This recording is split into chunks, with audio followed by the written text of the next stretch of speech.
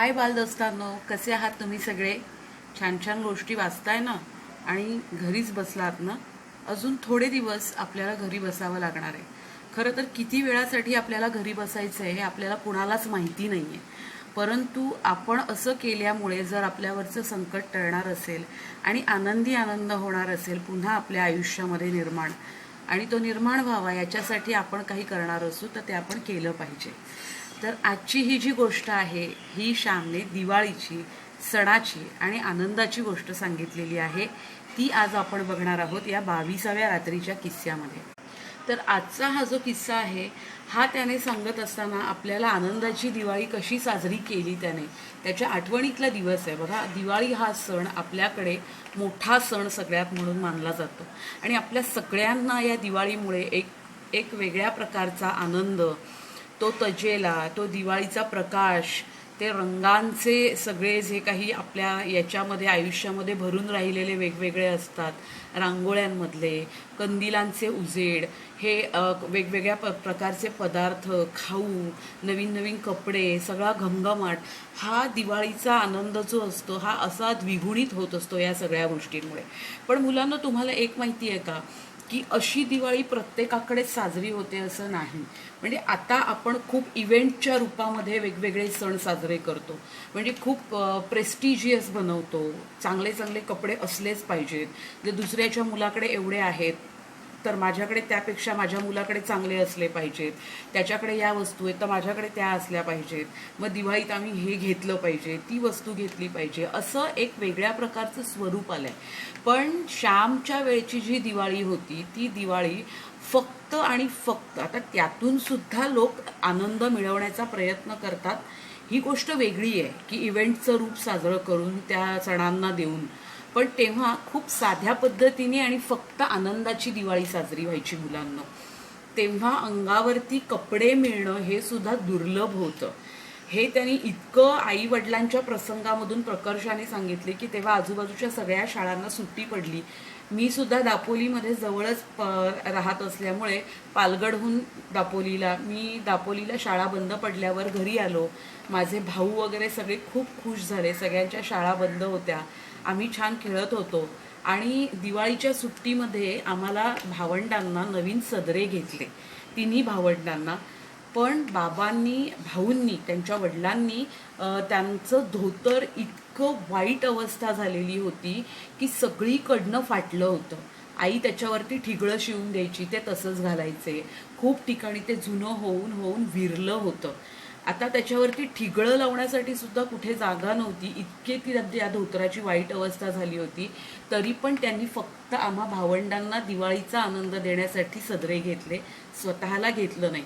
तो जो फाटका भाग आहे तो निर्या ज्या घातल्या जातात, प्लेट्स केल्या जातात, त्याच्यामध्ये घालून ते दिवस मारून नेत होते. आईला अगदी कसं कसं व्हायचं, धुताना, रोज शिवत असताना तिला खूप वाईट वाटायचं. पण ती तरी काय करणार होती, श्याम म्हणतो, कारण तिच्याकडे कुठे पैसे होते नवीन धोतर आणण्यासाठी. ती काही कुठे नोकरी करत नव्हती, काही करत नव्हती. ती संसार करत होती, मुलांना सांभाळत होती, घर सांभाळत होती. कारण त्या काळामध्ये इतक्या स्त्रिया नोकरीवर, कामधंद्यासाठी जात नव्हत्या. आणि खूप चांगल्या घरातल्या ज्या बायका असायच्या त्यांना तर त्याहून कामावर किंवा बाहेर कुठल्याही व्यवसायासाठी, नोकरीधंद्यासाठी पाठवलंच जायचं नाही. तर अशी माझी आई कौटुंबिक जबाबदाऱ्या पार पाडणारी होती, त्यामुळे तिच्याकडे पैसे नव्हते आणि तिच्या मनाजवळ ही चुकचुक कायम असायची. मग त्यावेळेला काय व्हायचं दिवाळीच्या वेळेला की मुंबईहून गावी लोक यायचे, कोकणात यायचे आणि गावच्या मुलांसाठी फटाके, खाऊ असं काही काही घेऊन यायचे. माझा मोठा भाऊ पुण्याला होता, पण यावर्षी तो दिवाळीला येणार नव्हता. पुण्याला माझा मामा राहायचा, तर मामाने यावर्षी एक आमच्या गावामध्ये काळा कृष्णा होता, तो पुण्याला जाऊन येऊन असायचा, त्याच्याकडे आईसाठी 3 रुपये भाऊबीजेचे पाठवून दिले. बघा, 3 रुपये ही त्यावेळची मोठी रक्कम होती मुलांनो. आता 3 रुपयाला काहीही येत नाही. पण ते पैसे बघून आईच्या डोक्यामध्ये, हृदयामध्ये एक प्रकारची चमक उठली. तिला इतका आनंद झाला, जे तिच्या मनात होतं ते तिला कुठेतरी करायचं होतं. त्यामुळे तिला खूप बरं वाटलं, इतकं इतकं चांगलं वाटलं. मामाने आमच्यासाठी खाऊ पाठवला होता आणि तो हे सगळं आईने विचारलं, चौकशी केली. आईला खूप आनंद झाला, सगळे कसे आहेत, बरे आहेत का, माझ्या भावाबद्दल चौकशी केली, तो नीट वागतो ना वगैरे, आणि निघून गेला तो. तेव्हा आईने आम्हाला सगळ्यांना, आम्ही तिघही भाऊ जमलो आईभोवती, की आई मामाने खाऊ पाठवला, खाऊ पाठवला, आम्हालाही खाऊ दे. मग आईने प्रत्येकाच्या हातावरती एक जर्दाळू दिलं आणि 3 पेपरमिंटच्या वड्या दिल्या. बघा, आज आपण आपल्याकडे खाऊ हा प्रकार याचं आपल्याला अप्रूपच राहिलेलं नाही. पण आमच्या लहानपणी किंवा श्यामच्या साने गुरुजींच्या काळामध्ये जेव्हा मुलांना खाऊ कोणीतरी देतं, मग ते काहीही अगदी असो, त्याचं इतकं भयंकर अप्रूप होतं. कारण घरी ह्या सगळ्या वस्तू नसायच्याच खाण्यासाठी. आणि खूप मोठा खाऊ म्हणजे बघा ना, आता आपल्याला खाऊ म्हणून कोणी काहीही आणून दिलं तरी त्याचं अप्रूप नाही वाटत. इतकी सगळ्या प्रकारची खाणी आपण खातो, म्हणजे त्या खाण्याची नावंसुद्धा आपण गिणती करू शकत नाही, इतक्या प्रकारचं खाणं असतं, म्हणून त्याचं आपल्याला अप्रूप नाही आहे. पण त्यांच्याकडे फक्त 2 वेळचं अन्न खाणं आणि चरितार्थ चालवणं असं सगळं सुरू असायचं. त्यामुळे तो खाऊ म्हणजे त्यांच्यासाठी दिवाळी होती. तर आईने एक एक जर्दाळू दिलं. लहान भाऊ भांडायला लागला की मला ही पेपरमिंटच्या रंगाची दुसरा रंग दे, वडी दुसरी गोळी दे, आणि मला 2 जर्दाळू आणखी दे. तेव्हा आई म्हणाली, अरे आपण एकाच वेळी का सगळं खायचंय, तुमच्यासाठीच पाठवलंय की नाही, तुम्ही तो पुरवून पुरवून खाल्लात तर तुम्हालाच पुरेल, एका वेळी सगळं खाऊ टाकलं तर कसं होईल सांगा. मग भाऊ म्हणाले, ठीक आहे, मग मला हा रंग तरी बदलून दे. मग तिने तो पेपरमिंटच्या वडीचा रंग बदलून दिला, त्या गोळीचा, त्या चॉकलेटचा आणखी एक त्याच्या हातावर ठेवली. आणि फडताळ म्हणजे एक कपाट असतं कोकणामध्ये, अशी लाकडी भिंतीत केलेली, त्यावेळची जुनी, त्याच्यामध्ये तो खाऊ मुंग्या लागणार नाही अशा पद्धतीने छानपैकी जपून ठेवला. थोड्या वेळाने तिने मला बोलावून घेतलं की श्याम इकडे ये. मी म्हटलं काय गाई. तेव्हा आई म्हणाली की तू एक काम कर, अमृत शेटजींच्या दुकानामध्ये जा आणि तिथे जाऊन नवीन धोतराची काय किंमत आहे ते धोतर जोडीची विचारून ये. आणि त्यांनी जर विचारलं की बाबा घरी आहेत का, तर सांगायचं ते गावी दुसरीकडे दुसऱ्या गावात गेलेत आणि त्यांचं काम झालं की ते परत येणार आहेत, आता ते नाही आहेत, उद्या वगैरे येतील, असं चौकशी करून ये धोतराची म्हणून आईने मला पाठवलं. मी अमृत शेटजींच्या दुकानामध्ये गेलो. तिथे त्यांची 2 मुलं मोहने आणि बद्री बसलेले होते. ती अतिशय आगाऊ मुलं होती. त्या मोहन्याने मला विचारलं, काय रे तू हे चित्र घ्यायला आलास का माझ्याकडे. तो म्हणाला, तू मला जर देतच नाहीस चित्र तर मी तुझ्याकडे कशाला चित्र मागेन, मी काही तुझ्याकडे चित्र वगैरे मागणार नाही, कारण देत नाही म्हणताना मी माझी शक्ती अजिबात वाया घालवणार नाही. मग कशाला आलास, मला धोतर जोडीची किंमत विचारायची. धोतर जोडी कोणाला, भाऊंसाठी ही धोतर जोडी मला हवी आहे. त्यामुळे तू चांगला पोत असणारी, चांगली व्यवस्थित अशी 2 धोतर हे दाखव, मला धोतर दाखव, धोतर जोडी दाखव आणि त्याची किंमत सांग वेगवेगळ्या प्रकारची, मला माझ्याकडे ती दे, मी घरी जाऊन दाखवून येतो, त्यातलं जे चांगलं असेल ते आम्ही घेऊ, असं तो सांगतो. त्याप्रमाणे मला त्याने मोहन्यानी 2-3 धोतर जोड्यांचंही दाखवलं. तेवढ्यात तिथे अमृत शेठजी आले आणि ते म्हणाले की दाखवून लवकर आण हो श्याम. तेव्हा मला कसं तरी वाटलं. मी म्हटलं हो, दाखवून परत घेऊन येईन, ठेवेन कशाला, जे आम्हाला ठेवायचं आहे त्याचे आणून पैसे देईन मी तुम्हाला. तेव्हा ते मला म्हणाले, तुझ्याजवळ भारी पैसे झाले वाटतं, तुझ्या बापाकडे नाही छदाम आणि तुझे पैसे खुळखुळ वाचतायत, मोठे अगदी पैशांच्या बाता मारतोयस ते. तेव्हा मला खूप वाईट वाटलं, कारण त्यांच्याकडे वडिलांचं काहीतरी कर्ज होतं आणि ते कर्ज परत केलं गेलेलं नव्हतं, म्हणून ते मला असं म्हणाले. तेव्हा साने गुरुजी म्हणतात की माणसाने, स्वाभिमानाने जगू म्हणणाऱ्या माणसाने कोणाकडून कधी कर्ज घेऊ नये, त्यापेक्षा मरण पत्करावं. कारण कर्ज फेडणं ही जर का तुमची मिळकत नसेल तर अतिशय दुरापास्त गोष्ट असते आणि कर्जाच्या ओझ्याखाली दबलेला माणूस हा फार वाईट अवस्थेत जगत असतो. त्यामुळे कर्ज कधी कोणाकडून घेऊ नये, उधारीची गोष्ट घेऊ नये.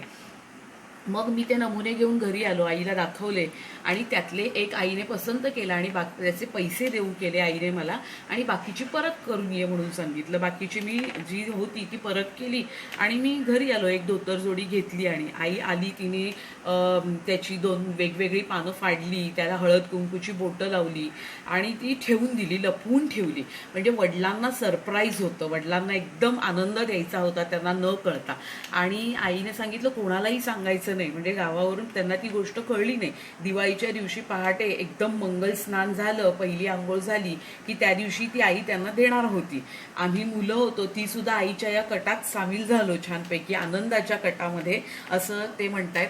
आणि उद्या दिवाळी म्हणून आईने काय केलं, टाकळ्याच्या शेंगा आणून त्याचे इंद्रजव काढले आणि ते वाटून वगैरे अंगाला लावण्यासाठी ठेवले. पायाखाली नरकासूर फोडायचा म्हणून आम्ही कार्ट शोधून काढली. मग आम्ही अंगण साफ करायला घेतलं. इथे ते स्वच्छतेचं महत्त्व सांगतात की नरकासूर म्हणजे नरक म्हणजे घाण, ही स्वच्छ करून काढणं सगळीकडून. म्हणजे ती कार्टी फोडणं म्हणजे नरकासुराला मारणं नाही किंवा त्या राक्षसाला मारणं नाही, तर घाणरूपी जो राक्षस असतो तो अनारोग्य निर्माण करतो. आणि असं अनारोग्य अनेक मानव जाती प्राणी जातीसाठी हानिकारक असतं. बघा, आज आपण पिशव्यांमधून टाकतो, रस्त्यावरचे कुत्रे खातात, गाई तर कुठे दिसतच नाही, पण एखाद दुसरी असते ती गाय सुद्धा त्या प्लॅस्टिक सकट खाते. किंवा असे जे प्राणी असतात रस्त्यावरचे ते प्राणी खातात तो कचरा, ती प्लॅस्टिक त्यांच्या पोटात जाते. आपण कितीतरी कचरा करतो, घरातनं काढतो, बाहेर टाकतो, बाहेरचा कचरा घरात, कितीतरी घाण वस्तूंचा बोकळ झाल्यामुळे, त्या वस्तू बोकळल्यामुळे आपल्याकडे घाण सुद्धा बोकळली आहे. वाहनं जास्त झाल्यामुळे धूर झालेला आहे. आताच्या काळामध्ये जर तुम्ही बघाल की क्वारंटाईन पिरियड आहे, लोक घरी बसलेत, त्याच्यामुळे वाहनं कमी नेली जात आहेत. आणि वाहनं कमी नेल्यामुळे लोक प्रवास कमी करत असल्यामुळे जागोजागी स्वच्छता दिसायला लागली आहे. नद्या स्वच्छ झाल्या आहेत, परिसर स्वच्छ झाले आहेत, वातावरणातला जो संपूर्ण प्रदूषणाचा भाग होता तो कमी झाला आहे, ओझोनचा थर पुन्हा नीट व्हायला लागला आहे. म्हणजे माणूस कचरा हवा तसा करतोय, बेसुमार, भरमसाठ. आणि हा कचरा काढून टाकणं म्हणजे नरकासुराचा वध करणं.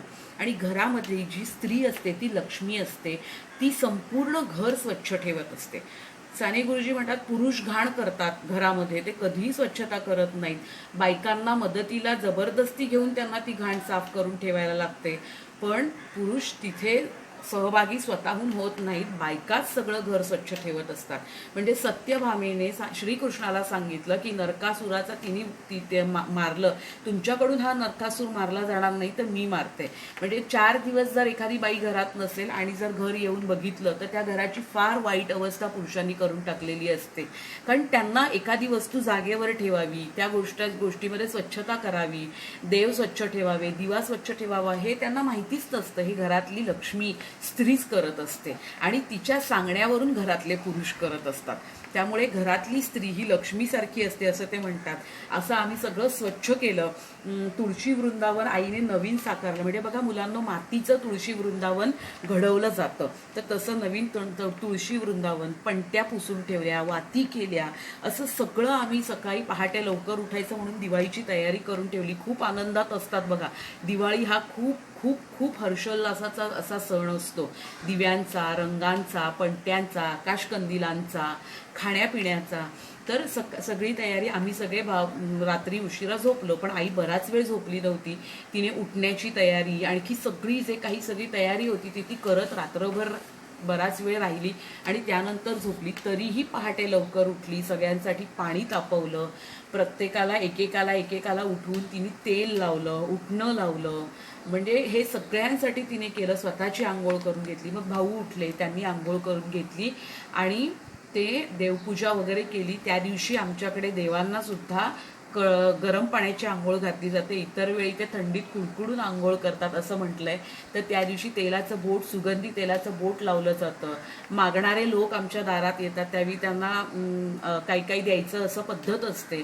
तर आमच्याकडे करंजी आणि अनारसे आईने केलेले होते, ते आम्ही लोकांना देत होतो. मग भाऊंनी आम्हाला बोलवून नैवेद्य दिला आणि ते जे देवाचं हे नेसलेले होते कद, ते घालून ते देवळामध्ये गेले. देवळामधून घरी आले आणि आईला म्हणाले, काय ग आज रोजच्या जागेवर धोतर ठेवलेलं नाहीस? ते धोतर कुठे आहे? आई म्हणाली, किती दिवस त्या धोतराचं आपण हे करत राहणार, किती दिवस ते धोतर चालणार तुमचं? मी त्याची 2 अंगपुसणी करून टाकली, मग आता मी नेसू काय? अहो त्याची किती वाईट अवस्था झाली होती. मला आता ते धुताना आणि शिवताना मला फार वाईट वाटत होतं. अगं पण वाईट वाटतंय, लाज वाटते, म्हणून आपण करणार काय? मी गेलो होतो अमृत शेठजींकडे मागण्यासाठी त्यांना, तेव्हा ती म्हणाली, तुमचं आधीच कर्ज बाकी आहे, ते तू फेडशील की नाही हे माहिती नाही आणि मी तुला आणखी कसं देऊ? त्यांनी सरळ नकार दिला मला. मग धोतराचं मी कुठून आणणार धोतर, असं ते म्हणाले. तेव्हा आईने त्यांच्या हातामध्ये नवीन धोतर दिलं आणि आई म्हणाली आज हे धोतर नेसा. तेव्हा वडील बघतच बसले, हे धोतर कुठून आणलं, कोणी आणलं? तेव्हा आई म्हणाली मी आणलं. तू तू कुठून आणलंस? तू काय त्या मोहन्याला वगैरे गळ घातलीस की काय दे म्हणून धोतर वगैरे? आई म्हणाली नाही, मी श्यामला पाठवला. तर हे मी मोहन्याकडून वगैरे आणलेलं नाही, श्यामला पाठवलं आणि मी धोतर आणलं. श्यामकडे कुठून पैसे आले? तर श्यामकडे पैसे मी दिले. तुझ्याकडे कुठून पैसे आले? तर मला माझ्या भावाने पुण्याहून भाऊबीज पाठवली. काळा कृष्ण आला होता त्याच्याकडे. काळा कृष्ण कधी आला? 2 दिवस झाले. पण मग ते पैसे तुला भाऊबीजेला दिले. तुझ्याकडे पण लुगडं नाही आहे, तुझ्याकडे साडी नाही आहे, तुझी साडीची अवस्था वाईट झाली आहे, त्याच्यावर तुझा हक्क. त्याचं धोतर मला का आणलंस तू? त्यावेळी आई म्हणते तुम्ही आणि मी काही निराळे आहोत का? इतकी वर्ष आपण संसार करतोय, सुखदुःख बघतोय, कितीतरी बरे वाईट आपण अनुभव घेतले, आपण अजूनही निराळे आहोत का? जे सगळं तुमचं आहे ते माझं आहे आणि माझं जे सगळं आहे ते तुमचं आहे. आणि आहे तरी काय असं आपल्याजवळ की खूप मोठं आपण एकमेकांना हे करावं? तुम्ही नवीन धोतर नेसलात काय आणि मी नवीन लुगडं नेसले काय? एकच ना. त्यात तुम्ही नवीन धोतर नेसलात त्यातच माझा आनंद आहे आणि मी त्याला कुंकवाचं बोट लावून ठेवलंय. तुम्ही चला लवकर नेसा, मी नवीन धोतर नेसावं म्हणून, आणि तुला नवीन लुगडं नसावं. याचं मला नाही का वाईट वाटणार? तुला आनंद होतोय, पण माझ्या आनंदाचं काय? तू तुझा आनंद मिळवलास. तेव्हा ते त्या श्यामची आई म्हणते माझा आनंद तोच तुमचा आनंद आहे ना. तुम्हाला बाहेर 4 चौघात जायचं असतं, लोकांमध्ये मिसळायचं असतं, मोठमोठ्या लोकांना भेटायचं असतं, तुम्हाला त्याची गरज आहे. आणि मी कुठे जाणार आहे आज? मी तर आपली घरातच कामं करते. आणि जेव्हा तुमच्याकडे पैसे येतील त्यावेळी तुम्ही मला पहिल्यांदा नवीन लुगडं घ्या ना. आणि आजची दिवाळी आहे, आनंदाचा सण आहे, आपण सगळ्यांनी हसायचं, आनंदात राहायचं आणि आनंद देण्यासाठीच ही दिवाळी येते असं आई म्हणाली. तुझ्यासारखी जन्माची सोबती नसताना तुम्हाला आनंद देण्यासाठी माझा जन्म झालाय आणि तो मी नक्की देईन हे धोतर नेसून असं म्हणू नकोस. मला आनंद का नाही मिळणार? मी नक्की आनंद, मी दरिद्री नसून मी खऱ्या अर्थाने श्रीमंत आहे. मग मी का बरं हसणार नाही असं ते म्हणतात, का सुखी नाही होणार असं म्हणून त्यांनी आईच्या हातातून ते धोतर घेतलं, ते नेसले. आणि ते वडिलांचं नेसूचं धोतर पाहून आम्हाला मुलांना, आईला आणि सगळ्यात जास्त आईला खूप खूप आनंद झाला. आणि तो आनंद जो असतो ना मुलांना, तो अनुभवून बघायला लागतो असं श्याम म्हणतो. कारण की आपण प्रेमपूर्वक त्यागामधून जो मिळणारा आनंद असतो, म्हणजे कर्तव्यपूर्वक नाही, प्रेमपूर्वक त्यागातून मिळणारा जो आनंद असतो दुसऱ्यासाठी केलेल्या, तो खऱ्या अर्थाने त्या आनंदाची चव वेगळी असते. आणि ते सतत करत गेल्याने आपल्याला तो आनंद मिळतो. त्याची एकदा आपल्याला चट लागली पाहिजे की दुसऱ्यासाठी काहीतरी मनापासून करणं हे आपल्यात उतरलं पाहिजे. प्रत्येक वेळेला स्वार्थीपणाने आपला विचार न करता आपल्या माणसांचा, आपल्या सभोवतालच्या, आपल्या आजूबाजूच्या माणसांचा आपण जितका विचार करू आणि त्यातून जो मिळणारा आनंद असतो तो खरा आनंद. तर असा हा श्यामचा दिवाळीचा आनंद होता. असा आनंद आपण सुद्धा सगळे मिळवू शकतो. छान वाचा, सुदृढ राहा. उद्या पुन्हा भेटूया असाच एक किस्सा घेऊन. तोपर्यंत टाटा.